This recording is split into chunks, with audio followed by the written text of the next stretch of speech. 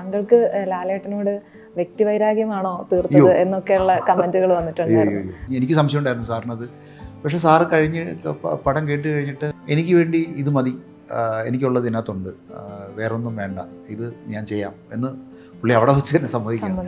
അതൊരു വല്ലാത്ത മൊമെൻ്റ് ആയിരുന്നു ഞങ്ങൾ സംബന്ധിച്ചപ്പോൾ. മമ്മൂട്ടി മോഹൻലാൽ പടമായല്ലോ എന്നുള്ളതിനെ കുറിച്ചൊക്കെ നമ്മൾ പിന്നീടാണ് ആലോചിക്കുന്നത്. അങ്ങനെ നമ്മൾ സ്റ്റാർസിൽ നിന്ന് പ്രതീക്ഷിച്ചതല്ല സിനിമയിൽ തിയേറ്ററിൽ കാണാനാവും എന്ന് പറയുന്ന ആ ഒരു പ്രതികരണം എത്രത്തോളം നിങ്ങളെ വേദനിപ്പിച്ചിട്ടുണ്ട്?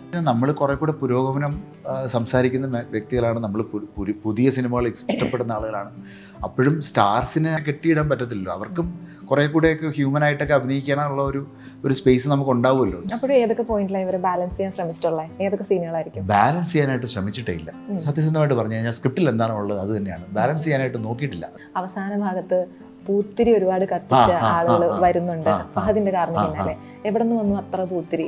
ആക്ച്വലി അതിനകത്ത് എക്സ്പ്ലോസീവ്സ് ഉണ്ട്. കുറച്ചുകൂടെ ഒരു ക്ഷമ കാണിക്കണം പ്രേക്ഷകർ. ഇതിനെ ഒന്ന് മനസ്സിലാക്കാനുള്ളൊരു ക്ഷമ കാണിക്കണം. കാരണം എല്ലാ പടവും അതുപോലെ ആവാൻ പാടില്ല എന്ന് എനിക്ക് തോന്നുന്നുണ്ട്. 180 കോടി എന്നൊക്കെയാ പറയുന്നത് ബജറ്റിനെ. അങ്ങനെ ആണോന്ന് അറിയില്ല. പറഞ്ഞ പോലെ പ്രതീക്ഷയായിരിക്കാം. അത് നേരത്തെ ആൾക്കാർ പറഞ്ഞിരുന്നു, ഓ ഇയാളിൽ നിന്ന് ഇതൊക്കെ തന്നെയല്ലേ ഉള്ളൂ, ഇയാൾ ചെയ്തിരിക്കുന്ന സിനിമകൾ ഇങ്ങനത്തെ സിനിമകളാണല്ലോ. ഏറെ കാത്തിരുന്ന പേട്രിയറ്റ് എന്ന ചിത്രം തിയേറ്ററിൽ റിലീസിന് ശേഷം ഇന്ന് സംവിധായകൻ മഹേഷ് നാരായണൻ മീഡിയ വൺ ഷോമോളിനൊപ്പം ചേരുകയാണ്. സ്വാഗതം. മഹേഷ് നാരായണൻ ചിത്രം വരുന്നു എന്ന് പറയുമ്പോൾ നമുക്കൊരു വലിയ പ്രതീക്ഷയുണ്ട്. കാരണം മുൻ സിനിമകളിൽ നിന്ന് എത്രത്തോളം വ്യത്യസ്തമായി പുതിയ സിനിമ കൈകാര്യം ചെയ്യാമോ എങ്ങനെ ചിന്തിക്കുന്ന ഒരാളാണല്ലോ. അപ്പോൾ പേട്രിയറ്റിലേക്ക് വരുമ്പോൾ ഈ മുൻ സിനിമകളിൽ നിന്ന് എത്രത്തോളം വ്യത്യസ്തമാണ് മഹേഷ് നാരായണൻ എന്ന സംവിധായകൻ?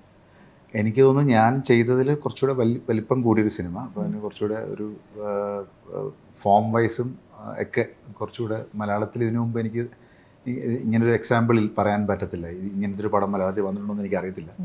അത് തന്നെയായിരുന്നു എൻ്റെ ഏറ്റവും വലിയ ചാലഞ്ച്. അപ്പം അതിന് ഡെഫിനറ്റ്ലി അങ്ങനെ അതുകൊണ്ട് തന്നെ ഈ ഒരു ഐഡിയ ആദ്യം സ്ക്രിപ്റ്റ് ആയി കഴിഞ്ഞതിന് ശേഷം പലരോടുള്ള സുഹൃത്തുക്കളോടുള്ളൊക്കെ ഒരു ചർച്ചകൾക്കൊക്കെ ശേഷമാണ് മമ്മൂക്കയോട് പറയാം ഇതെന്ന് തോന്നിയിട്ടാണ് മമ്മൂക്കയോട് ഇത് പറയുന്നത്. മമ്മൂക്ക പറഞ്ഞു കേട്ടപ്പോൾ തൊട്ട് മമ്മൂക്കൊരു അപ്രിഹെൻഷൻ എന്ന് പറഞ്ഞാൽ ഇതിൻ്റെ കോസ്റ്റാണ്. കാരണം ഇത് ഡിമാൻഡ് ചെയ്യുന്നൊരു കോസ്റ്റ് എങ്ങനെ നമുക്ക് ഉണ്ടാക്കിയെടുക്കാൻ പറ്റും, ബാക്കിയുള്ള ക്യാരക്ടേഴ്സ് എങ്ങനെയായിരിക്കും. കാരണം ഒരു ഓൺസെമ്പിൾ പോലെ ഉണ്ടായിരിക്കുന്നൊരു പടമാണ്.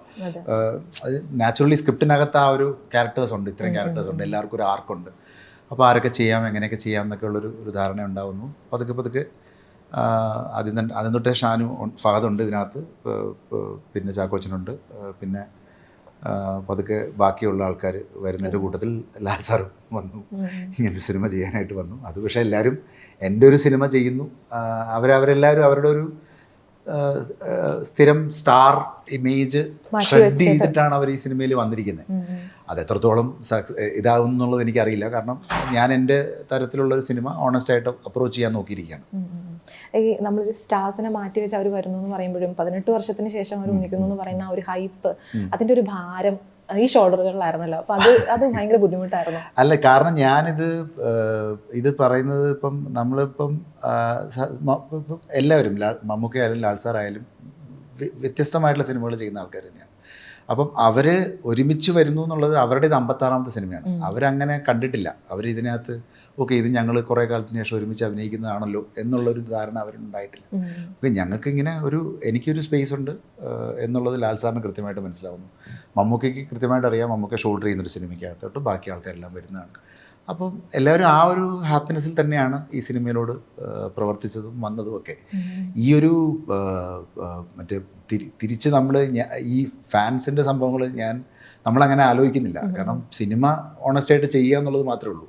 അത് കഴിയുമ്പോഴാണല്ലോ നമുക്കിപ്പോൾ ഈ പറഞ്ഞ റഹീമിനുണ്ടാവുന്ന ആ ഒരു കൾമിനേഷൻ്റെ പ്രശ്നം അത് തിയേറ്ററിലേക്ക് വരുമ്പം നമ്മളെ, കാരണം ഞാനിത് ലാൽ സാറിനോട് നറേറ്റ് ചെയ്യുന്ന സമയത്ത് എനിക്കിപ്പോഴും ഓർമ്മയുണ്ട്, ആൻഡ്രു ചേട്ടനുണ്ട്, എൻ്റെ നിർമ്മാതാവാണ്, പിന്നെ ആന്റണി ചേട്ടനുണ്ട്, ലാൽ സാർ കേൾക്കുന്ന സമയത്ത് ലാൽ സാറിനോട് ഞാൻ പറയുമ്പോഴും ഞാൻ സിനിമ മുഴുവനാണ് പറയുന്നത്. എനിക്ക് ഒരു കഥാപാത്രത്തിന് അവരുടെ പോർഷൻ മാത്രം എന്ന് പറയുന്ന രീതിയില്ല, അതിന് മുഴുവൻ പറയുകയാണ്.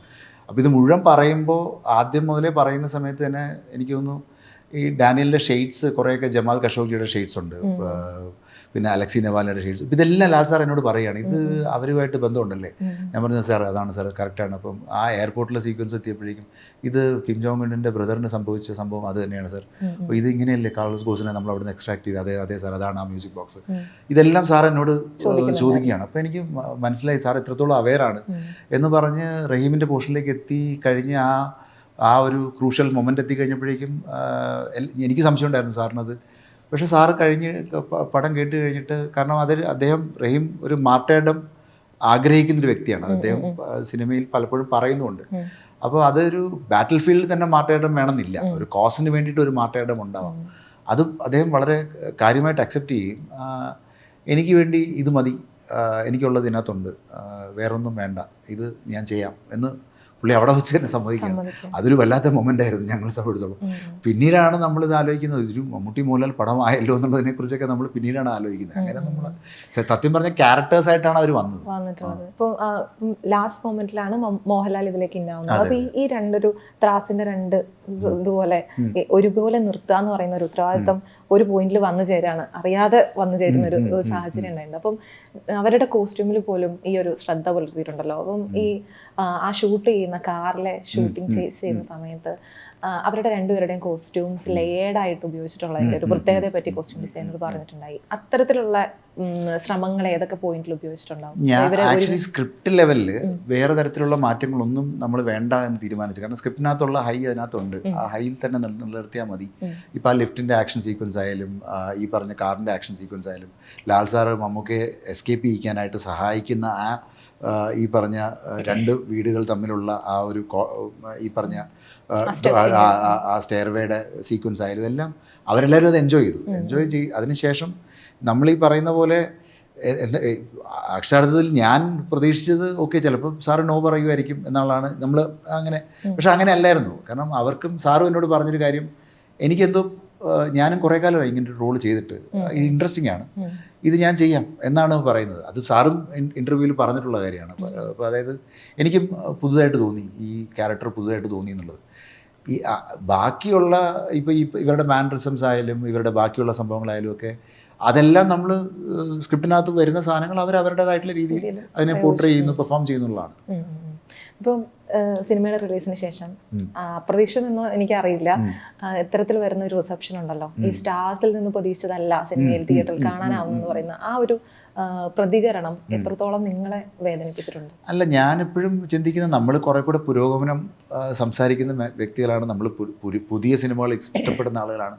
അപ്പോഴും സ്റ്റാർസിന് അങ്ങനെ ഒരു എന്താ പറയുന്നത്, അവരങ്ങനെ നമ്മളങ്ങനെ കെട്ടിയിടാൻ പറ്റത്തില്ലല്ലോ. അവർക്കും കുറേ കൂടെയൊക്കെ ഹ്യൂമനായിട്ടൊക്കെ അഭിനയിക്കാനുള്ള ഒരു സ്പേസ് നമുക്ക് ഉണ്ടാവുമല്ലോ. ചിലപ്പം അതിനെ ചിലപ്പം നമ്മൾ എത്രത്തോളം എങ്ങനെ ആൾക്കാർ കാണുന്നു എന്നുള്ളതിന് ഓക്കെ ഞാനത് അംഗീകരിക്കുന്നുണ്ട്. ചിലപ്പോൾ അവർ പ്രതീക്ഷിച്ചായിരിക്കില്ല ഉണ്ടാവുന്നത്. നമ്മളും ആക്ച്വലി പടം ട്രെയിലർ പ്രസൻറ്റ് ചെയ്തിരിക്കുന്നത്, ആക്ച്വലി ട്രെയിലർ എന്താണോ അത് തന്നെയാണ് സിനിമ.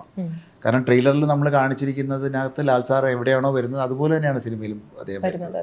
അപ്പം അവിടെയൊന്നും നമ്മളൊരു കലർപ്പും കാണിച്ചിട്ടില്ല. പക്ഷേ അതിനകത്ത് ആ ഒരു ക്രൂഷ്യൽ ഏരിയ വന്നിരിക്കുന്ന അദ്ദേഹത്തിൻ്റെ കൾമിനേഷൻ്റെ പോയിന്റിൽ എത്തിയിരിക്കുന്ന ആ സ്ഥലം ചിലർക്ക് ഭയങ്കര ഷോക്കറായി പോയി എന്ന് പറയുന്ന ഒരുപാട് ആളുകൾ. അവർക്കത് ആ ഒരു ഷോക്ക് ചിലപ്പോൾ അത് എനിക്ക് തോന്നുന്നു അത് ചിലപ്പോൾ അവരെ ആരാധിക്കുന്ന വ്യക്തികൾക്കുള്ള സംഭവമായിരിക്കാം. പക്ഷെ അവർക്കതില്ലായിരുന്നു കേട്ടോ. അവർക്ക് ആർക്കും രണ്ടുപേർക്കും അതില്ലായിരുന്നു. കാരണം അവരത് പ്യുവർലി ആക്ടേഴ്സായിട്ടാണ് അവർ പെർഫോം ചെയ്തത്. അപ്പം അതാണ് ഏറ്റവും വലിയൊരു എനിക്കൊരു അംഗീകാരമായിട്ട് തോന്നുന്നു. പലരും എന്നെ വിളിച്ചിട്ട് പറഞ്ഞു ഞങ്ങൾക്ക് താരങ്ങളെ കാണാൻ പറ്റിയില്ല കേട്ടോ എന്ന് പറഞ്ഞു. അതെനിക്ക് തോന്നുന്നു ഓക്കെ താങ്ക് യു, താരങ്ങളെ കണ്ടില്ലല്ലോ, നിങ്ങളുടെ ഒരു സിനിമ കാണുന്നു എന്നുള്ളൊരു സ്വഭാവത്തിൽ അല്ലെങ്കിൽ ഞങ്ങളെ ഈ 3 മണിക്കൂർ എൻഗേജ് ചെയ്യിപ്പിച്ചിരുത്തി എന്ന് പറഞ്ഞു. റഹീമായിട്ടും തന്നെ കാണാൻ പറ്റി എന്നുള്ളതാണ് എനിക്ക് കിട്ടുന്ന ഒരു കാര്യം. മമ്മൂട്ടിയുടെ പോക്കിരി രാജയൊക്കെ എഡിറ്റ് ചെയ്തിട്ടുള്ള ആളാണല്ലോ. അപ്പം ആ മാസിലേക്ക് അല്ലെങ്കിൽ പ്രേക്ഷകർ ആഗ്രഹിക്കുന്ന മമ്മൂക്ക എന്താണെന്നുള്ളത് അറിയാവുന്ന ആളാണല്ലോ. അത് അറിയാതിരുന്നിട്ടൊന്നും അല്ല താങ്കൾ ഇതുപോലൊരു സിനിമയായിട്ട് വരുന്നത്. അപ്പോൾ ഞാൻ ഇത്രയും ചെയ്താൽ മതി, എൻ്റെ ഒരു വേലിക്കെട്ടിനുള്ളിൽ ആണ് മാസിരിക്കുന്നത്, എൻ്റെ മാസിരിക്കുന്നത് എന്നൊരു തീരുമാനം താങ്കൾ ഏത് പോയിന്റിലാണ് എടുക്കുന്നത് ഇത്ര ഒരു സിനിമയിലോട്ട്? ഞാൻ ഇപ്പം നമ്മൾ എഡിറ്റ് ചെയ്യുന്ന സിനിമകളും ചെയ്യുന്ന സിനിമകൾക്കും സ്വഭാവം വ്യത്യാസം ഉണ്ടാവുമല്ലോ, രണ്ട് രീതിയിലുള്ള സ്വഭാവം. ഇപ്പം എൻ്റെ ഫിലിമോഗ്രാഫി എടുത്ത് വിഷൻ വേറെ ഒരാളുടെ ഞാനിപ്പോൾ വൈശാഖിന് വേണ്ടി എഡിറ്റ് ചെയ്യുന്ന സമയത്ത് വൈശാഖിൻ്റെ ടേസ്റ്റിനനുസരിച്ചിട്ടുള്ള സിനിമകളായിരിക്കും എഡിറ്റ് ചെയ്യുന്നത്. അതായിരിക്കില്ല ചിലപ്പോൾ മാർട്ടിൻ്റെ പടം എഡിറ്റ് ചെയ്യാൻ നേരത്തുണ്ടാവുന്നത്, അതായിരിക്കില്ല റോഷൻ്റെ പടം എഡിറ്റ് ചെയ്യാൻ നേരത്തുണ്ടാവുന്നത്, അതായിരിക്കില്ല കമലഹാസൻ്റെ പടം എഡിറ്റ് ചെയ്യാൻ നേരത്തുണ്ടാവുന്നത്. എല്ലാം വ്യത്യാസം ഉണ്ടാവും. ഇവിടെ ഞാൻ എൻ്റെ രീതിക്കുള്ളൊരു സിനിമ, എൻ്റെ ഫിലിമോഗ്രാഫിയിൽ ഉണ്ടാവുന്ന ഒരു അതിനകത്തുനിന്നും എനിക്കും കുറച്ചുകൂടെ ഒന്ന് അപ്ഗ്രേഡ് ചെയ്യണമല്ലോ. ഞാനും ഈ പറഞ്ഞ പോലെ കുറച്ചുകൂടെ മലയാളത്തിൽ കാണാത്ത തരത്തിലുള്ള കുറച്ചുകൂടെ സ്ലിക്കായിട്ടുള്ള ഒരു ആക്ഷൻ സിനിമയുടെ ഒരു ഫ്ലേവർ ഉണ്ടാവണം. അതിനകത്ത് ഇപ്പോൾ സ്ഥിരമായിട്ട് കാണുന്ന ടിപ്പിക്കൽ ടെംപ്ലേറ്റ് സ്ലോ മോഷൻസ് വേണം എന്ന് നിർബന്ധമില്ല ആക്ഷൻ ഉണ്ടാക്കാനായിട്ട്. പക്ഷേ എന്നാൽ അതിനനുസരിച്ചിട്ടുള്ള ആക്ഷൻ ഹൈ മൊമെൻറ്റ്സ് ഉണ്ടാക്കിയിട്ടുമുണ്ട്. ഇപ്പോൾ ഇതിനകത്ത് എനിക്കൊന്ന് റഹീമിൻ്റെയാണ് ഏറ്റവും നല്ല ഇൻട്രൊഡക്ഷൻ എന്ന് എനിക്ക് തോന്നുന്നു. കാരണം ആ പെർട്ടിക്കുലർ പോയിന്റിൽ അദ്ദേഹം വരുന്ന സമയത്ത് അതിനുള്ള റിസപ്ഷനൊക്കെ കിട്ടുന്നുണ്ട്. പക്ഷേ ഈ ഒരു പോയിന്റ് അവരെ ഹ്യൂമനായിട്ട് കാണാനായിട്ടുള്ള ഒരു അക്സെപ്റ്റൻസ് കിട്ടുന്നുണ്ടോ എന്നുള്ളത് എനിക്കറിയില്ല. അതാണ് എൻ്റെ ഒരു മമ്മൂക്കയ്ക്കാണെങ്കിലും ഈ പറയുന്ന ഒരു സ്പെഷ്യൽ ഇൻട്രോ സിനിമ കൊടുക്കുന്നില്ലല്ലോ. വളരെ റാൻഡംലി വല്ലപ്പോൾ ഒരു CCTV വിഷ്വലിൽ നിന്നായിരിക്കും ചിലപ്പോൾ മമ്മൂക്ക എൻ്റർ ചെയ്യുന്നത്. അപ്പൊ അത്രയും ഈസി ആയിട്ടൊരു സ്റ്റാറിനെ കൊണ്ടുവരിക എന്ന് പറയുന്നത് ഈ മാസ് ഓഡിയൻസിന് അംഗീകരിക്കാൻ പറ്റിയില്ല എന്ന് പറ്റുമോ എന്ന് സംശയം ഉണ്ടായിരുന്നു. ഞാൻ പറയുന്നത് ഇപ്പം ക്യാരക്ടേഴ്സ് ആയിട്ട് പെർഫോം ചെയ്യുന്ന സമയത്ത് ഇവരുടെ ഇപ്പം അക്ഷരാർത്ഥത്തിൽ പറഞ്ഞു കഴിഞ്ഞാൽ ഡാനിയൽ എന്ന് പറഞ്ഞ വ്യക്തി ഇപ്പം ഞാനിപ്പോൾ ഈ പെരിസ്കോപ്പ് എന്താണെന്നുള്ളത് ഞാൻ പെരിസ്കോപ്പ് എന്ന് ഉദ്ദേശിച്ചിരിക്കുന്നത് എന്താണെന്നുള്ളത് എല്ലാവർക്കും അറിയാം. ഞാൻ പറയേണ്ട കാര്യമില്ല. പത്രം വായിക്കുന്നവർക്ക് ബാക്കി ന്യൂസ് ഫോളോ ചെയ്യുന്നവർക്ക് അറിയാം. ഇതിനകത്ത് അപ്പോൾ പുള്ളി സാങ്ഷൻ ചെയ്തൊരു പ്രോഗ്രാമാണ്. അതിനെക്കുറിച്ചുള്ള ഒരു ഡിബേറ്റാണ് ആദ്യം നടക്കുന്നത്. അതിനെക്കുറിച്ച് ഒരു ചിലപ്പോൾ ഒരു ഡോക്യുമെൻ്ററി ഡയറക്ടറുടെ ഒരു വിഷനിലുള്ളൊരു സാധനമായിരിക്കാം ചിലപ്പോൾ തുടക്കത്തിലുണ്ടായിരിക്കുന്നത്. ആ തുടക്കത്തിൽ അതിൻ്റെ കാരണക്കാരനായിട്ടുള്ളൊരു വ്യക്തിയെ പരിചയപ്പെടുത്തുകയാണ്. അവിടെയും പുള്ളിക്ക് നോ കമൻസ് പറയാനുള്ളത് കാരണം എന്ന് പറഞ്ഞാൽ പുള്ളി ഉള്ള ഒരു ചട്ടക്കൂടാണ്. ആ ചട്ടക്കൂട് പുള്ളി പുറത്തു വന്നാൽ മാത്രമേ പുള്ളിക്ക് അതിനെക്കുറിച്ച് പ്രതികരിക്കാൻ പറ്റുള്ളൂ. ആ പ്രതികരണമാണ് പിന്നീടുള്ള ഡാനിയലിൻ്റെ യാത്ര. ആ യാത്രയിൽ കൂടെ നിൽക്കുന്ന വ്യക്തികളാണ് ബാക്കി എല്ലാവരും. അതിനോടൊപ്പം ഈ പറഞ്ഞ പോലെ അതിൻ്റെ ഒരു എൻഡ് റിസൾട്ട് വരുന്നത്. ഇപ്പം പലപ്പോഴും പലരും എന്നോട് ചോദിച്ചൊരു കാര്യമാണ്, ഇങ്ങനത്തെ ഒരു ത്രില്ലർ പറയുന്ന സമയത്ത് സാധാരണക്കാർക്ക് ഇതെങ്ങനെയാണ് കണക്റ്റ് ആവുന്നത് എന്നുള്ളത്. അപ്പം നമുക്ക് ആർക്കും അറിയാത്ത ഇപ്പം ഇതിനകത്തുള്ള ഈ പറഞ്ഞ ഒരു ആപ്ലിക്കേഷൻ, അതിനകത്ത് വേറൊരു പ്രോഗ്രാം നമ്മൾ പറഞ്ഞിരിക്കുന്നൊരു സാധനം നിങ്ങളുടെ ഫോണിലും ഉണ്ട്. നിങ്ങളുടെ ഫോണിൽ മെസ്സേജായിട്ട് വന്നിട്ടുണ്ട്. നിങ്ങളത് ക്ലിക്ക് ചെയ്തിട്ടുണ്ടാവാം. നിങ്ങൾ ചിലപ്പോൾ അതിനെക്കുറിച്ച് അവെയർ ആണെങ്കിൽ ചിലപ്പോൾ നിങ്ങൾ ക്ലിക്ക് ചെയ്തിട്ടുണ്ടാവില്ല. പക്ഷേ ഒരുപാട് ആളുകൾ ക്ലിക്ക് ചെയ്തിട്ടുണ്ടാവാം. അതിൻ്റെ കോൺസിക്വൻസസ് എന്താണെന്ന് അറിയാനായിട്ടുള്ള ഒരു സമയം ഇപ്പോൾ ആയിട്ടില്ല. സോ അതിൻ്റെ ഒരു കോൺസിക്വൻസസ് ഇങ്ങനെയാണ് സംഭവിക്കാൻ പോകുന്നത് എന്നുള്ള എൻ്റെ ഒരു ടേക്കാണ് ഈ സിനിമ. അങ്ങനെയാണ് ഞാൻ ഇതിനെ കാണുന്നത്. വളരെ റിയൽ ആയിട്ട് ഈ നടക്കുന്ന സംഭവങ്ങളിലാണ് താങ്കൾ കഥ പറയുന്നത്. അപ്പൊ ഇത്തരം സിനിമകൾ ചെയ്യുന്ന സമയത്തെ ഈ വിഷയങ്ങൾ കൈകാര്യം ചെയ്യുന്ന സമയത്ത് അതിൽ എന്തോരം പഠനം ആവശ്യമുണ്ട്? ഇതിപ്പോ ഭാവിയിൽ എന്തായാലും സംഭവിക്കാമെന്ന് നമ്മൾ പ്രതീക്ഷിക്കുന്ന ഒരു കാര്യം തന്നെ. അപ്പൊ അതിലൊരു പഠനം എങ്ങനെ? ഭാവിയിലല്ല, കാരണം ഞാനിപ്പം ഇത് എഴുതിയത് 2 വർഷം മുമ്പാണ് ഇതിന്റെ ഒരു ഡ്രാഫ്റ്റ് ഒക്കെ തുടങ്ങിയെങ്കിൽ ഏതാണ്ട് ഈ അടുത്താണ് ഇതിന്റെ ഒരു പേര് അതിന്റെ അതേ റൈമിങ്ങിൽ തന്നെ ഒരു പേര് പുറത്തു വരുന്നതാണ്. അപ്പം അത് കണ്ടപ്പോൾ എനിക്കും പേടിയായി. ഇത് വന്നല്ലോ, അപ്പോൾ ഇത് വന്നു കഴിഞ്ഞു. അപ്പോൾ അതിനെ മൊബൈൽ നെറ്റ്വർക്ക്സ് എതിർത്തതുകൊണ്ടാണ് അത് ഇംപ്ലിമെൻ്റ് ആവാതെ പോയത്. ഒരു നെറ്റ്വർക്ക് മാത്രമേ, നെറ്റ്വർക്കല്ല, ഒരു മാനുഫാക്ചറർ എതിർത്തു. അതുകൊണ്ടാണ് അത് ഇംപ്ലിമെൻ്റ് ആവാതെ പോയത്. പക്ഷെ ഇപ്പോഴും അങ്ങനെയുള്ളത് ഇനിയും കിടപ്പുണ്ട്. കാരണം നമ്മൾ ഇപ്പം തന്നെ നിങ്ങൾക്ക് ഞാനത് പറയുന്നില്ല, എൻ്റെ പേര് പറയുന്നില്ല, പക്ഷേ you can search in your phone that there is A message which is in your phone. എല്ലാവരുടെയും ഫോണിൽ നമ്മളിപ്പോൾ ചുറ്റും ഇരിക്കുന്ന ഇപ്പം ഇത് കാണുന്ന എല്ലാവരുടെയും ഈ പ്രേക്ഷകരുടെ ഫോണിലും അതുണ്ട്. അത് തപ്പിയെടുക്കുക, അതെന്താണ് സംഭവം എന്നുള്ളത് മനസ്സിലാക്കുക, അത് എങ്ങനെയൊക്കെയാണ് ബാധിക്കാൻ പോകുന്നുള്ളത് മനസ്സിലാക്കുക. അതൊരു സോഷ്യൽ സ്കോറിങ്ങിലോട്ട് മാറിയാൽ എന്തായിരിക്കും, നമ്മളെ എങ്ങനെയായിരിക്കും ഇതൊക്കെ മോണിറ്റർ ചെയ്യാൻ പോകുന്നു എന്നുള്ളതിൻ്റെ അതൊരു ഭീതിയാണല്ലോ നമുക്കുണ്ടാകുന്നത്. കാരണം നമ്മൾ ഇൻ്റർനെറ്റ് ഇത്രയും ചീപ്പായ വേറെ രാജ്യമുണ്ടോ? എനിക്ക് തോന്നുന്നില്ല വേറെ ഉണ്ടെന്ന്. അതുകൊണ്ട് തന്നെ ചിലപ്പോൾ നമ്മൾ ഈ പറഞ്ഞ പോലെ അതിലകത്ത് നമ്മളെ ഇങ്ങനെ ഹാലുസിനേറ്റ് ചെയ്തിട്ടിരിക്കുകയാണ്. പക്ഷേ അതിൻ്റെ മറ്റ് വശങ്ങളെക്കുറിച്ച് പതുക്കെ നമ്മൾ മനസ്സിലാക്കി തുടങ്ങാൻ പോകുന്നേ ഉള്ളൂ. എന്നെ ഇത് എഴുതാൻ പ്രേരിപ്പിച്ച ഏറ്റവും വലിയ ഘടകം എന്ന് പറയുന്നത് ഇതിൻ്റെ എൻഡ് യൂസേഴ്സ് അനുഭവിക്കുന്ന പ്രശ്നങ്ങളാണ്. കാരണം ഈ പറഞ്ഞ പോലെ ഒരു ലാപ്ടോപ്പിനകത്ത്, അത് കുട്ടികളുടെ ഒരു ലാപ്ടോപ്പിനകത്ത് ഇങ്ങനൊരു പ്രോഗ്രാം റണ്ണാവുന്നു എന്ന് പറയുന്ന ഒരു ഫിയർ, ആ ഫിയറിനകത്ത് തന്നെ നമ്മൾ ഈ പറഞ്ഞ പോലെ ഇതിൻ്റെ അൽഗോരിതംസ് എങ്ങോട്ടൊക്കെ പോകുന്നു. ഈ വളരെ നമ്മൾ ഈ പറഞ്ഞ പോലെ വളരെ പെട്ടെന്ന് വളരെ ക്വിക്കായിട്ടുള്ള ആവശ്യങ്ങൾക്ക് വേണ്ടിയിട്ട് നമ്മൾ 10,000, 2,000, 50,000 ഒക്കെ ലോൺ ക്ലിക്ക് ചെയ്യുന്ന സമയത്ത് നമ്മൾ എന്തൊക്കെയാണ് അക്സെപ്റ്റ് ചെയ്യുന്നത്, ഇതിനെക്കുറിച്ച് നമ്മൾ ആരും നോക്കുന്നില്ല. ഇപ്പം നമ്മളിപ്പോൾ സംസാരിച്ചുകൊണ്ടിരിക്കുമ്പോഴും കേസുകൾ രജിസ്റ്റേർഡാണ്. കേസുകൾ പല കേസുകൾ രജിസ്റ്റേർഡാണ്. ഇപ്പോൾ കൽപ്പറ്റ പോലത്തെ ഒരു സ്റ്റേഷനിൽ ഞാൻ സംസാരിച്ച ഒരു ഉദ്യോഗസ്ഥൻ, ഒരു പോലീസുകാരൻ എന്നോട് പറഞ്ഞാണ്, അതായത് 60-ൽ പരം കേസുകൾ ഡെയിലി വരുന്നുണ്ട്, ഞങ്ങൾക്ക് ഇതിന് സൊല്യൂഷൻ ഉണ്ടാക്കാൻ പറ്റുന്നില്ല. ഞങ്ങൾക്ക് ആകെ ചെയ്യാൻ പറ്റുന്നത് ഞങ്ങൾക്ക് ഒരു കുറിപ്പ് എഴുതി കൊടുക്കാം. ഇവിടെ ഒരു കേസ് റിപ്പോർട്ട് ചെയ്തു, ഇന്ന ആളുടെ ഫോൺ ഇങ്ങനെ വേറൊരു രീതിയിൽ ആൾക്കാർ ഉപയോഗിക്കുന്നുണ്ട്, അതുകൊണ്ട് അവരോട് പറയാൻ പറ്റുന്ന ഞങ്ങൾക്കൊരു സ്റ്റാറ്റസ് ഇടിയിക്കാൻ പറ്റും. ആ സ്റ്റാറ്റസ് എന്ന് പറയുന്നത് നമ്മൾ ഈ പറഞ്ഞ പോലെ ഒരു സ്ഥലത്തൊരു സ്റ്റാറ്റസായിട്ട് കിടക്കും, കുറച്ച് ദിവസം കിടക്കും, അത് കുറച്ച് പേര് കാണും. പക്ഷേ അവർക്കൊരു സൊല്യൂഷൻ ഉണ്ടാക്കാൻ പറ്റുന്നുണ്ടെന്ന് ചോദിച്ചു കഴിഞ്ഞാൽ ഇല്ല.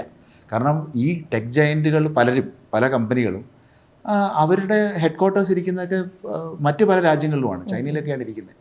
അപ്പോൾ ഇതിനകത്ത് മൈക്കിൾ പറയുന്നൊരു ലൈനുണ്ട്, ഈ shame is greater than guilt എന്ന് പറയുന്നത്. അതൊരു അടിസ്ഥാനപരമായിട്ട് ഇന്ത്യ പോലത്തെ രാജ്യത്ത് ഈ ഗിൽട്ടിനെ മറികടന്ന് നമുക്ക് അപമാനമാണ് ഏറ്റവും വലിയ പ്രശ്നം. അതുകൊണ്ട് സംഭവിക്കുന്ന ഒരുപാട് ആത്മഹത്യകളാണ്. അതിനെ എങ്ങനെ ടാക്കിൾ ചെയ്യണം എന്നുള്ളത് ഇപ്പോഴും നമ്മൾ കണ്ടുപിടിച്ചിട്ടില്ല.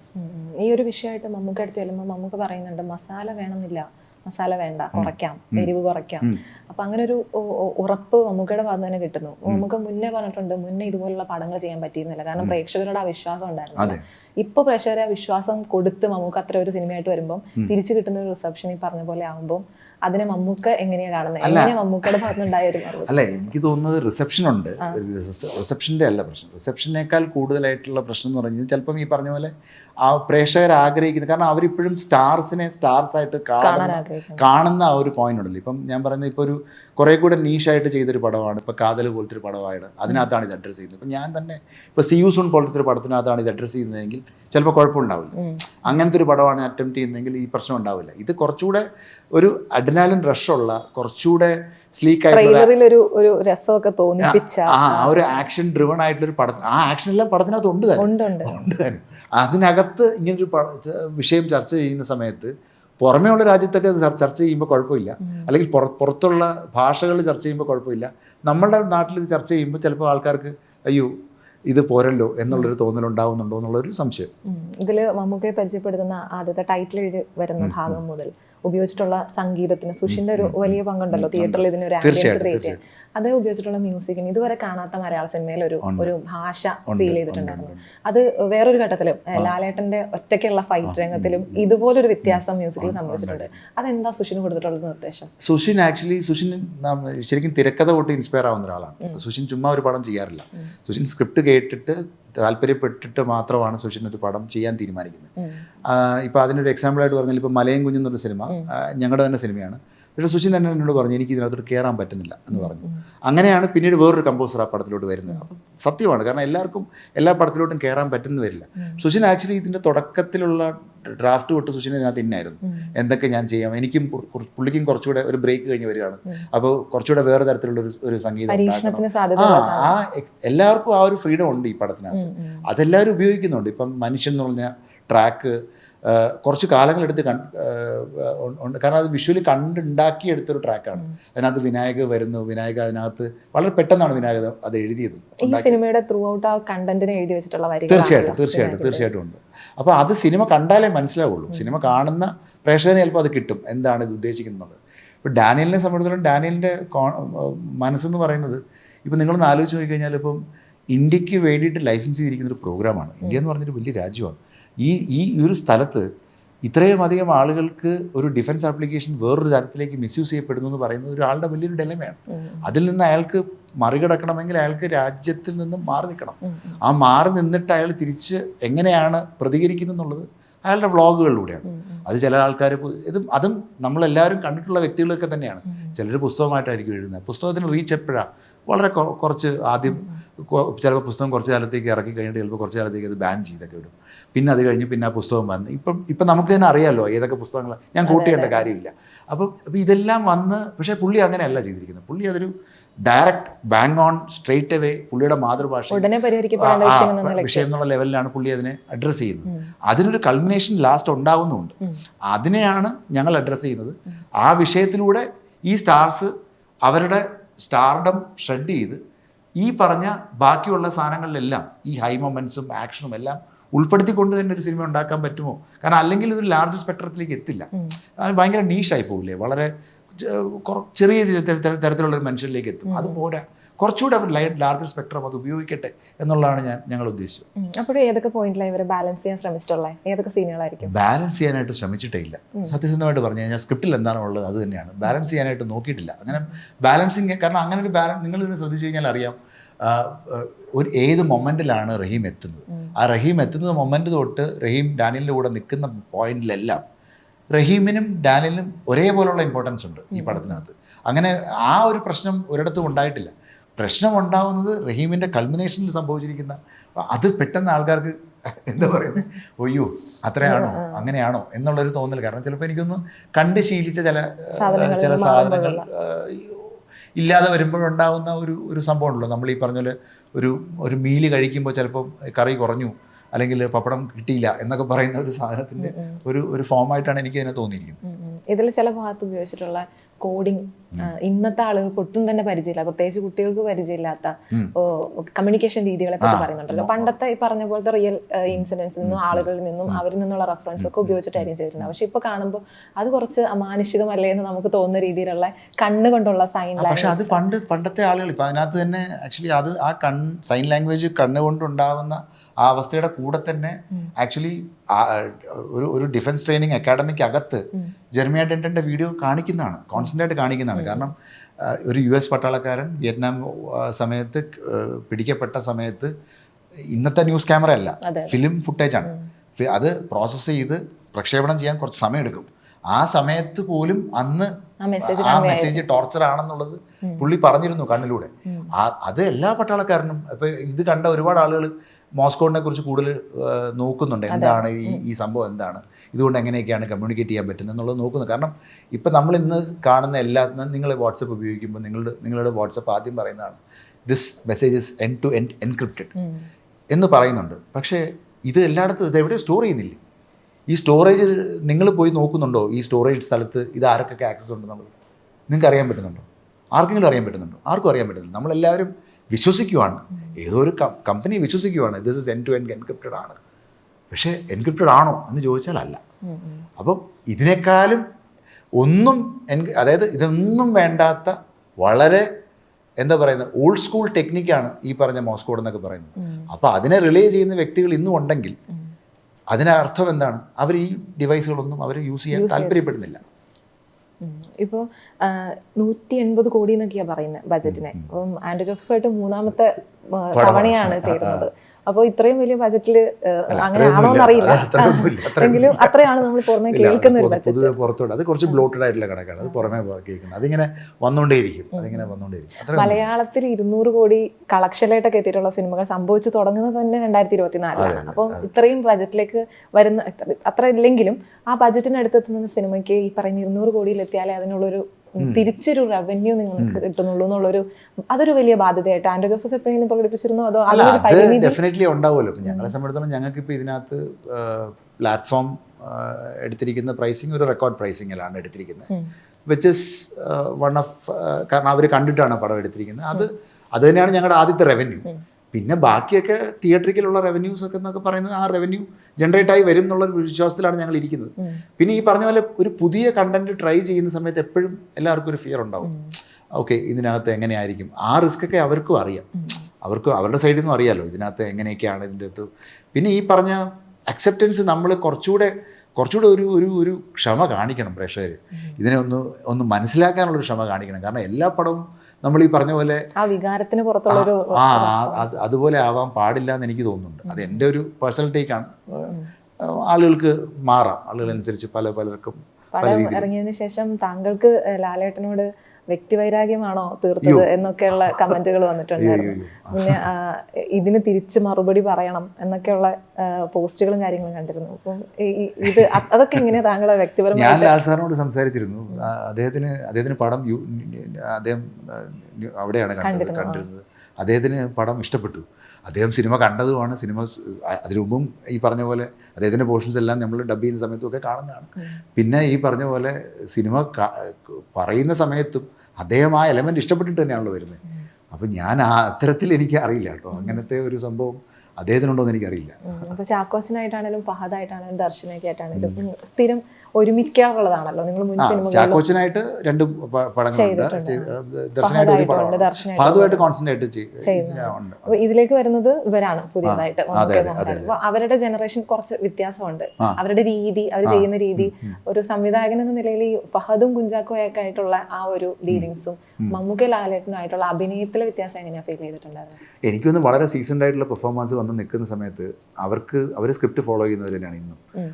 അതുകൊണ്ട് തന്നെ ഞാൻ കുറച്ചുകൂടെ ഇപ്പം ഈ പടത്തിൻ്റെ ഫോമും മറ്റു കാര്യങ്ങളൊക്കെ കുറച്ചുകൂടെ പുതിയതായിട്ട് തന്നെ എല്ലാവരും പറയുന്നുണ്ടെങ്കിലും ഇതിൻ്റെ ഞാൻ എടുക്കുന്ന സമയത്ത് ഞാൻ എഡിറ്റർ ബുദ്ധി തന്നെയാണ് എടുക്കുന്നത്. അപ്പോൾ അതുകൊണ്ട് ഞാൻ എൻ്റെ അതത്രേ ഉള്ളൂ. അപ്പോൾ അവർ അതിൽ ട്യൂൺഡാണ്, അവർക്ക് ഒരു മണിക്കൂർ കൊണ്ട് മനസ്സിലാവും, ഓ ഇയാൾ ഇങ്ങനത്തെ ഒരു ക്രാഫ്റ്റ്മാനാണ്, ഓക്കെ പെട്ടെന്ന് കാര്യങ്ങൾ മുമ്പോട്ട് കൊണ്ടുപോകുന്നുണ്ട്, ക്ലാരിറ്റി ഇവിടെയാണ്, ആ ക്ലാരിറ്റി ഇവിടെ ഉണ്ട്. അവരത് അറിഞ്ഞുകൊണ്ട് തന്നെയാണ് ചെയ്യുന്നത്. അവർക്ക് എളുപ്പമാണ്, കുറച്ചുകൂടെ എളുപ്പമാണ്, കുഴപ്പമില്ല. പടം ഇറങ്ങിയതിന് ശേഷം ഫഹദിന്റെ പഴയ ക്യാരക്ടർ ഉണ്ടല്ലോ, അതിന് കുറച്ച് ട്രോളുകൾ വരുന്നുണ്ട്, ശ്രദ്ധിച്ചിരുന്നോ? ഇത് ക്യാരക്ടറായിരുന്നു ഫഹദിന്റെ മീശയില്ലാത്ത ക്യാരക്ടർ, അത് AI ആണോ? അല്ല, അല്ല, ആക്ച്വലി DA ചെയ്തിരിക്കുന്ന സംഭവത്തിൽ. മീൻസ് CG ആണോ കറക്റ്റ് ചെയ്തതാണ്? ഡെഫിനറ്റ്ലി, കാരണം ഒരാൾക്ക് എല്ലാം കൂടി ഒരുമിച്ച് ചെയ്യാൻ പറ്റത്തില്ല. അപ്പൊ പിന്നെ കുറച്ച് DA ചെയ്തിരിക്കുന്ന ഇല്ല. കാരണം അദ്ദേഹം പല പടങ്ങളുടെയും ഇപ്പം ദിവ്യപ്രഭ ഇതില് ഇന്റിമസി കോർഡിനേറ്റർ എന്നൊരു ടൈറ്റിൽ കണ്ടിരുന്നു.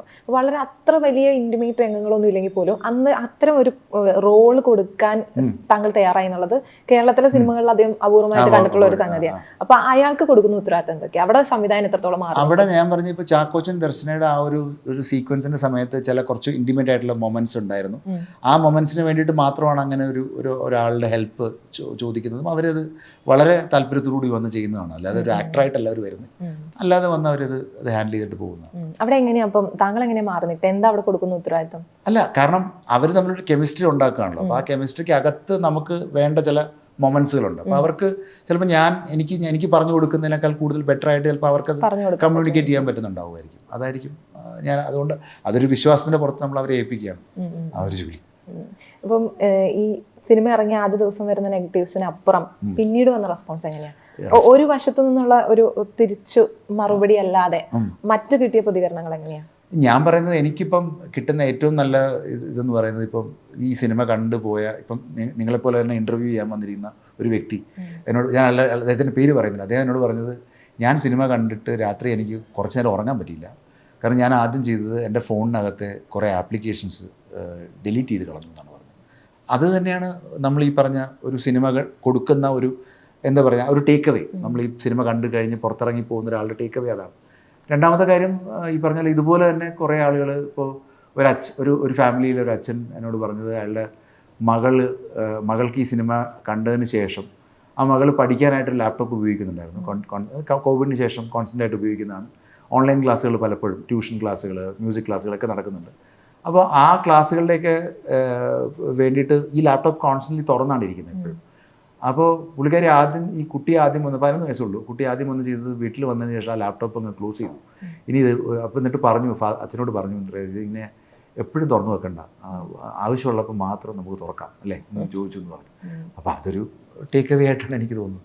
പിന്നെ ഒരുപാട് പേർക്ക് അതിനകത്ത് ഇതൊരു ഉപദേശ സിനിമ എന്നുള്ള കോൺസെപ്റ്റിലല്ല കേട്ടോ ഞാൻ പറഞ്ഞത്. അല്ലാതെ തന്നെ ഇതിനകത്ത് ഇമോഷണലി ഹൈ കിട്ടിയ ഒരുപാട് ആളുകളുണ്ട്, ഇവരെ പ്രസൻറ്റ് ചെയ്ത രീതി ഇഷ്ടപ്പെട്ട ഒരുപാട് ആളുകളുണ്ട്. അവർക്കൊക്കെ അത് ഈ പറഞ്ഞ പോലെ ഭയങ്കരമായിട്ട് വേറെ തരത്തിൽ ചിന്തിക്കുന്ന ആളുകളല്ലാത്ത ആളുകൾക്ക് അത് വർക്കാവുന്നുണ്ട്. കേരളത്തിലെ പ്രഷർ ഇപ്പോഴും വല്ലാതെ ഒരു വിഭാഗം ആളുകൾ വല്ലാതെ അണ്ടർ എസ്റ്റിമേറ്റ് ചെയ്യുന്നു തോന്നുന്നുണ്ടോ? സ്പൂൺ ഫീഡ് ചെയ്താലേ മനസ്സിലാവുള്ളൂ എന്ന്. അങ്ങനെ എനിക്ക് അറിയില്ല കേട്ടോ. കാരണം നമ്മളും ഇവിടെ പുതിയ സിനിമകൾ അക്സെപ്റ്റ് ചെയ്യുന്ന ആളുകളല്ലേ. പുതിയതായിട്ടുള്ള സിനിമകൾ എപ്പോഴും എല്ലാ കാലത്തും അക്സെപ്റ്റ് ചെയ്യുന്ന ആളുണ്ടോ മലയാളികളുടെ ഒരു സ്ട്രെങ്ത് എന്ന് പറയുന്നത്. അപ്പോൾ ആ ഒരു രീതിയിൽ എനിക്ക് തോന്നുന്നു ചിലപ്പോൾ കുറച്ച് സമയം എടുക്കുമായിരിക്കും.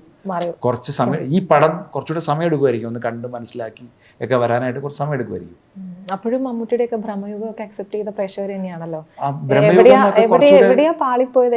ഏത് പ്രമോഷൻ ഘട്ടത്തിലോ? സിമ്പിൾ ആയിട്ടുള്ളൊരു കഥയല്ലേ. നമ്മൾ ഈ പറഞ്ഞ വളരെ സ്ട്രെയിറ്റ് ഫോർവേഡ് ആയിട്ടുള്ളൊരു കഥ, സിമ്പിൾ ആയിട്ടൊരു കഥ പറയുന്ന ഒരു സിംഗിൾ ക്യാരക്ടർ ഞാൻ പറഞ്ഞ അങ്ങനെ ചുരുങ്ങി. ഇത് പക്ഷെ കുറച്ചുകൂടെ ആക്ഷൻ ഓറിയന്റഡ് ആയതുകൊണ്ടോ അല്ല, കുറച്ചുകൂടെ ആലോചിക്കേണ്ട കഥയാണല്ലോ. നമുക്ക് ഈ പറഞ്ഞ പോലെ വിഷയം എന്താണ്, അതിൻ്റെ കാര്യങ്ങൾ എന്താണ്, അങ്ങനെ ചിന്തിക്കേണ്ട ഒരു സംഭവമുണ്ട്. പിന്നെ ഈ പറഞ്ഞ പോലെ ചിലപ്പോൾ ഈ പറഞ്ഞ പോലെ പ്രതീക്ഷയായിരിക്കാം നമ്മൾ ഈ പറഞ്ഞ പോലെ അവർ പ്രതീക്ഷിച്ച് വന്നിരിക്കുന്ന. പക്ഷെ എന്നാൽ പോലും ഞാൻ എൻ്റെ സിനിമ ഫിലിമോഗ്രാഫി കണ്ടവർ അത് നേരത്തെ ആൾക്കാർ പറഞ്ഞിരുന്നു. ഓ ഇയാൾ നിന്ന് ഇതൊക്കെ തന്നെയല്ലേ ഉള്ളൂ, ഇയാൾ ചെയ്തിരിക്കുന്ന സിനിമകൾ ഇങ്ങനത്തെ സിനിമകളാണല്ലോ. അപ്പോൾ അത് തന്നെയാണ് അപ്പോഴും ഈ മാറി ചെയ്യുന്നു എന്നുള്ളത് ഒരു പ്രതീക്ഷയ്ക്ക് കാരണമായിട്ടുണ്ട്. അങ്ങനെ അതൊന്നും അല്ലാത്തൊരു സാധനം മഹേഷ് നാരായണൻ ചെയ്യുമ്പോൾ കൊണ്ടുവരുമോ എന്നുള്ളതൊക്കെയാണ് അറിയില്ല. അതെനിക്ക് മമ്മൂക്ക ഭയങ്കര ഹെൽത്ത് വൈസ് ഭയങ്കരമായിട്ട് വീക്കായിട്ടിരുന്ന ഒരു സമയം കൂടിയാണല്ലോ ഇതിന്റെ ഒരു ഷൂട്ടിംഗ് സമയം. ഇപ്പൊ ഫൈറ്റ് ഒരുപാട് ചെയ്യുന്നുണ്ട് അദ്ദേഹം. അപ്പൊ ആ സമയത്തൊക്കെ അദ്ദേഹത്തിന്റെ ഒരു എങ്ങനെയായിരുന്നു ആരോഗ്യനില? കാരണം പുള്ളിയുടെ ഒരു കുറച്ചുകൂടെ ഒരു ഏജ്ഡ് ആയിട്ടുള്ള റോളാണ് പുള്ളി ഇതിനകത്ത് പ്ലേ ചെയ്യുന്നത്. സ്ഥിരം കമേഴ്ഷ്യൽ സിനിമകളിൽ ചെയ്യുന്ന റോള് പോലെയല്ല. പുള്ളി ഒരു ക്ലോസ് ടു റിട്ടയർമെൻറ്റ് നിൽക്കുന്ന ഒരു വ്യക്തി, 60 വയസ്സ് അടുപ്പിച്ച് നിൽക്കുന്ന ഒരാളായിട്ടാണ് പ്ലേ ചെയ്യുന്നത്. ആ ഏജിന് വേണ്ടിയിട്ടുള്ള ആക്ഷനാണ് പുള്ളി ചെയ്തിരിക്കുന്നത്. ഇപ്പം നമ്മളിത് നോക്കിയാലും ആ ഫ്ലൈറ്റ് ആക്ഷനിലും ഒക്കെ പുള്ളി ടയർഡ് ആവുന്നുണ്ട്, ബിക്കോസ് ഈസ് പോയിസൺ. ആ ഒരു ലെവലിലുള്ള ആവശ്യമുള്ളൂ. അതൊക്കെ പുള്ളി ആ ക്യാരക്ടർ പിടിച്ചതിനാണ് എല്ലാവരും ചെയ്തത്. അതുകൊണ്ട് തന്നെയാണ് പലരും എന്നോട് പറഞ്ഞിരിക്കുന്നത് ക്യാരക്ടറിൽ നിന്ന് മാറുന്നില്ല ആരും, എല്ലാവരും ക്യാരക്ടർ തന്നെയാണ് നിൽക്കുന്നതെന്നുള്ളത്. വൈകായികമായിട്ടുള്ള ലാലേട്ടന്റെ ക്യാരക്ടറിന് ആ ഒരു പുള്ളിയുടെ ലെഗ് പോയതിന് ഒരു റീസൺ ഉണ്ട്. ആ റീസണിൽ പുള്ളിക്കും ഒരു ഗിൽട്ട് ഉണ്ട് അതിനകത്ത്. ആ ക്യാരക്ടർ പുള്ളി റഹീം ഡാനിയലിനോട് പറയുന്നുണ്ട്, എനിക്ക് അന്നങ്ങ് മരണപ്പെടണമായിരുന്നു എന്നുള്ള ഒരു സംഭവം പറയുന്നുണ്ട്. കാരണം അതിനകത്ത് വേറൊരു റീസണും കൂടെ ഉണ്ട്. അതൊരു മാർട്ടേഡമായിട്ട് പുള്ളി അച്ചീവ് ചെയ്യുന്നുണ്ട് ലാസ്റ്റിൽ. അപ്പം ഇതിനെല്ലാവർക്കും ഒരു ആർക്കുണ്ട്. ആ ആർക്ക് ചിലപ്പോൾ ചിലർക്ക് കാണാൻ പറ്റുന്നുണ്ട്, ചിലർക്ക് അത് കാണാൻ പറ്റുന്നില്ല എന്നുള്ളതായിരിക്കാം. ഇതിൽ ഒരു റിവ്യൂവിൽ പ്രത്യേകമായി എടുത്തു പറഞ്ഞ ഒരു രംഗത്തെ പറ്റി ഓർക്കാണ്. അവസാന ഭാഗത്ത് പൂത്തിരി ഒരുപാട് കത്തിച്ച ആളുകൾ വരുന്നുണ്ട് ഫഹദിന്റെ കാരണം പിന്നാലെ. എവിടെ നിന്ന് വന്നു അത്ര പൂത്തിരി? അല്ല, ആക്ച്വലി അതിനകത്ത് എക്സ്പ്ലോസീവ്സ് ഉണ്ട്. അത് നമ്മൾ പൊട്ടിക്കുന്ന സമയത്ത് അത് കമ്പത്തിലായിട്ട് അത് ആൾക്കാർക്ക് അങ്ങനെ തോന്നുന്നതാണ്, അങ്ങനെയൊക്കെ തോന്നുന്ന സംഭവങ്ങളാണ്. അത് ബേസിക്കലി നമ്മളൊരാളെ ചേസ് ചെയ്യുന്ന സമയത്ത് എന്തെങ്കിലും നമുക്ക് ഒരു എക്സ്പ്ലോസീവ് മെറ്റീരിയൽ വേണമല്ലോ ഇയാളെ ഉപദ്രവിക്കാനായിട്ടുള്ള ഒരു സാധനം. അതിൻ്റെ സംഭവമാണ്. അത് ആൾക്കാർക്ക് തെറ്റായ രീതിയിൽ അതിനെ വ്യാഖ്യാനിക്കുന്നതാണ്. ഇപ്പോൾ ഒരു എഡിറ്റർ എന്ന നിലയിൽ കരിയർ തുടങ്ങിയ സമയത്ത് ഇങ്ങോട്ട് പോരുമ്പോൾ ഏത് സിനിമ എഡിറ്റ് ചെയ്തുകൊണ്ടിരുന്നപ്പോഴാണ് എനിക്കിങ്ങനെ ഒരു സ്വന്തമായ ഒരു സിനിമ ചെയ്യണം എന്നുള്ളൊരു തോന്നൽ വന്നു? എനിക്ക് തോന്നുന്നു കുറച്ച് നമ്മളൊരു 40-50-45 പടമൊക്കെ ആയി കഴിയുമ്പോഴേക്കും നമുക്കൊരു സാച്ചുറേഷൻ എത്തുമല്ലോ, ഒരു പോയിന്റ് എത്തി കഴിയുമ്പോഴേക്കും. പിന്നീട് ഇനി ഒരു പടം സ്വന്തമായിട്ട് അപ്പം ആദ്യം എഴുതുകയാണ് ചെയ്തത്. മിലി എന്ന് പറഞ്ഞ പടം എഴുതുകയാണ് ചെയ്തത്. അത് കഴിഞ്ഞിട്ട് പിന്നെ ആണ് ഞാൻ ഡയറക്റ്റ് ചെയ്ത് തുടങ്ങുന്നത്. അപ്പം അതൊരു പ്രോസസ്സായിട്ട് തന്നെ ഞാൻ കാണുന്നുണ്ട്. കമൽഹാസന്റെ ഒപ്പമുള്ള പുതിയ പ്രോജക്റ്റ് അത് പല വർത്തമാനങ്ങൾ വരുന്നുണ്ട്, ബോളിവുഡ് പടം വരുന്നുണ്ട്. അല്ല, ഞാൻ പറഞ്ഞ കമൽ സാറുമായിട്ടുള്ളത് അതൊരു പടത്തിന്റെ സീക്വലാണ്. അത് പക്ഷേ എപ്പോഴത്തേക്കാണെന്നുള്ളതും ഞങ്ങൾ തമ്മിൽ ആ ഒരു സാറ് തന്നെയാണ് അത് അനൗൺസ് ചെയ്തിരിക്കുന്നതും. അത് പക്ഷേ കുറച്ച് സമയം എടുക്കുമായിരിക്കും. പക്ഷേ അത് ഈ പറഞ്ഞ പോലെ ഞങ്ങളുടെ സ്വഭാവത്തിലുള്ളൊരു സിനിമയാണ്. അതുകൊണ്ട് തന്നെ അതിൻ്റെ ഒരു താമസം ഉണ്ടാവും. ഇപ്പോൾ ഏത് പടമായിട്ട് താങ്കൾ വരുന്ന സമയത്ത് അതിനൊരു അക്സെപ്റ്റൻസ് കിട്ടിയത് വളരെ കുറച്ച് സമയം എടുത്തിട്ടാണ്. ഇപ്പോൾ സി യു സോൺ ആണെങ്കിൽ അതിന് വേറൊരു തരം ഓഡിയൻസിലേക്ക് എത്തിയിട്ടുണ്ടായിരുന്നു. അപ്പം ഇതിൻ്റെയും ഒരു അക്സെപ്റ്റൻസ് ഒരു പക്ഷേ കുറച്ച് കാലത്തിൽ തന്നെ വലിയൊരു പ്രഷറിലേക്ക് എത്താനുള്ള സാധ്യതയും കാണുന്നുണ്ട് പേട്രിയറ്റിന്. അപ്പം അങ്ങനെ നോക്കിയാൽ ഇനി വരാനിരിക്കുന്ന താങ്കളുടെ മറ്റു ജോണറുകൾ എന്തൊക്കെയാണ്? അല്ല, അങ്ങനെ ഞാൻ ജോണർ ഫിക്സ് ചെയ്തിട്ടില്ല. ഇന്ന ജോണറിൽ ചെയ്യണം, ഇന്ന ജോണറിൽ ചെയ്യണം എന്നുള്ളതല്ല. ഹ്യൂമൻ ഇമോഷൻസ് എക്സ്പ്ലോർ ചെയ്യുക. അതിന് പല ലെയറുണ്ടല്ലോ. ഇപ്പോൾ ഒരുപാട് ലെയേഴ്സ് ഉള്ളതാണല്ലോ മനുഷ്യർ. അപ്പം മനുഷ്യരുടെ കഥ പറയുക എന്നുള്ളത് തന്നെയാണ്. ഇതിനകത്തും മനുഷ്യരുടെ കഥ തന്നെയാണ് പറഞ്ഞിരിക്കുന്നത്.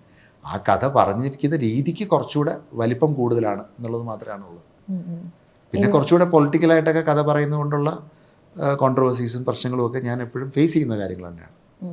താങ്കളെപ്പോലെ ഒരു സംവിധായകന് ഇപ്പോൾ നമ്മളിപ്പം ഭയങ്കരമായി നിൽക്കുന്ന ഒരു പടങ്ങളാണല്ലോ വാഴയും മോഹിനിയാട്ടം ഒക്കെ. അപ്പം അത്തരം സിനിമകൾ നമ്മൾ പ്രതീക്ഷിക്കാതെ വന്ന് വലിയ ഹൈപ്പിലേക്ക് പോകുന്നു. അപ്പോൾ അതിലാണെങ്കിൽ വലിയ താരനിര ഇല്ല.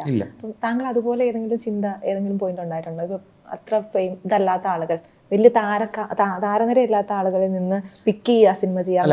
അത് ഫിലിം മേക്കേഴ്സ് ഡിപ്പെൻഡ് ചെയ്യുന്ന കാര്യമാണല്ലോ. ഇപ്പം ഞാൻ പറയുന്നത്, ഞാനിപ്പോൾ ലൈറ്റർ ആയിട്ടുള്ള സിനിമകളൊന്നും ഇതുവരെ എടുത്തിട്ടില്ല. എൻ്റെ സിനിമകളെല്ലാം കുറച്ച് ഘനം കൂടിയ സിനിമകളായിരുന്നു ഇതുവരെ ഉള്ളത്. എന്ന് വെച്ചാൽ ടെൻഷനും ആ ഒരു ബാക്കിയുള്ള കാര്യങ്ങളും എല്ലാം ഒരുപോലെ കീപ്പ് ചെയ്തിട്ടാണ് ഇതുവരെ. ഇപ്പം ചിലത് കുറച്ചുകൂടെ വേറെ രീതിയിലേക്ക് മാറും. ഇപ്പം കുറച്ചുകൂടെ അക്കാഡമിക് ആയിട്ട് മാറുന്ന പടങ്ങൾ വേറെ രീതിയിൽ എടുത്തിട്ടുണ്ട്. ഇപ്പം ഞാൻ പറയുന്നത് എനിക്ക് പറ്റുന്നത് എൻ്റെ ക്രാഫ്റ്റിനനുസരിച്ചിട്ടുള്ള സിനിമകളാണ് ഞാൻ ആലോചിക്കുന്നത്. ഇനി ചിലപ്പം പിന്നീട് എപ്പോഴെങ്കിലും കുറച്ചുകൂടി ലൈറ്റർ ആയിട്ടുള്ള സിനിമകൾ ഉണ്ടാക്കുമ്പോൾ വേറെ രീതിയിലൊക്കെ ഉണ്ടാവാം. അത്തരം സിനിമകൾക്ക് കിട്ടിയ ഒരു വലിയ സ്വീകാര്യത ഉണ്ടല്ലോ. ആ സമയത്താണല്ലോ ഇപ്പൊ നമ്മൾ പേട്രിയറ്റ് കണ്ടത്. എല്ലാത്തരം സിനിമകളും ഒരു ഇൻഡസ്ട്രിക്ക് ആവശ്യമാണല്ലോ. ഞാൻ പറഞ്ഞൊരു ഇൻഡസ്ട്രിയുടെ ഗ്രോത്തിന് എപ്പോഴും എല്ലാ തരത്തിലുള്ള എല്ലാ ടാൻജന്റിനെയും തൊടുന്ന സിനിമകൾ വേണം. ഇപ്പം എനിക്കെപ്പോഴും ഏറ്റവും കൂടുതൽ അതിശയം എന്ന് പറയുന്നത്, ഈ ഇൻഡസ്ട്രിക്കാണ് ആക്ച്വലി നമുക്ക് ഒരു തരത്തിലും നമുക്കൊരു ആൾക്കാർ നല്ല കണ്ടന്റ് ആണെങ്കിൽ തിയേറ്ററിൽ വരും എന്നുള്ളത് സത്യമാണ്. എങ്കിലും ഈ അടുപ്പിച്ച് ഇത്ര സിനിമകൾ വരുമ്പോഴേ കമ്പാരിസൺ അതുമായി നടക്കുമോ എന്നുള്ളൊരു അങ്ങനെ എനിക്ക് തോന്നിയിട്ടില്ല. കാരണം ഞാൻ അങ്ങനെ ഇപ്പൊ നമ്മൾ പറഞ്ഞില്ലേ, നമ്മളിപ്പോ വിഷയം കുറച്ച് ഗൗരവമുള്ള വിഷയം പറയുന്ന സിനിമകൾക്ക് കുറച്ച് സമയമെടുക്കും അത് ആൾക്കാരിലേക്ക് എത്താൻ. അതിപ്പോൾ ഈ സിനിമയുടെ തുടക്കം മുതലേ എല്ലാവർക്കും അറിയാം. അതിനകത്തിപ്പം മമ്മൂക്ക ആയാലും ലാൽ സാറായാലും ഫഹദ് ആയാലും ചാക്കോച്ചനായാലും രേവതി ചേച്ചി ആയാലും ദർശനയായാലും എല്ലാവർക്കും അറിയാം ഇതിനകത്ത് ഈ വിഷയം എന്ന് പറയുന്നത് കുറച്ച് വെയിറ്റ് കൂടിയ വിഷയമാണ്. അപ്പോൾ അതിന് ഇപ്പം ലൈറ്ററായിട്ടുള്ള സിനിമ പറയുന്ന പോലെ അല്ലല്ലോ ഇത് അറ്റംപ്റ്റ് ചെയ്യേണ്ടത്. അപ്പം അതിന് ആ ഒരു ഞാൻ പറഞ്ഞ അതിൻ്റെ റിസപ്ഷനൊക്കെ ചിലപ്പം പതുക്കെ ആയിരിക്കും ഉണ്ടായി വരുന്നത്. പക്ഷേ എനിക്ക് തോന്നുന്നത് ഈ ഫാൻ കോൺസെപ്റ്റിൽ നിന്ന് മാറി നിന്നിട്ട് സിനിമ കാണുന്ന ആൾക്കാർക്ക് ഒരുപാട് പേർക്ക് സിനിമ കണക്റ്റ് ആവുന്നുണ്ട്, സിനിമ ഇഷ്ടപ്പെടുന്നുണ്ട്. നമുക്ക് ആ സമയത്ത് ആരോഗ്യ നിലയിൽ അദ്ദേഹം സ്വയം ഈ പടത്തിൽ നിന്ന് മാറി നിന്ന സമയം, ആ സമയത്തൊക്കെ താങ്കൾക്ക് എങ്ങനെയാണ് സിനിമയെ പറ്റി ഭാവിയിലെ പ്രതീക്ഷ?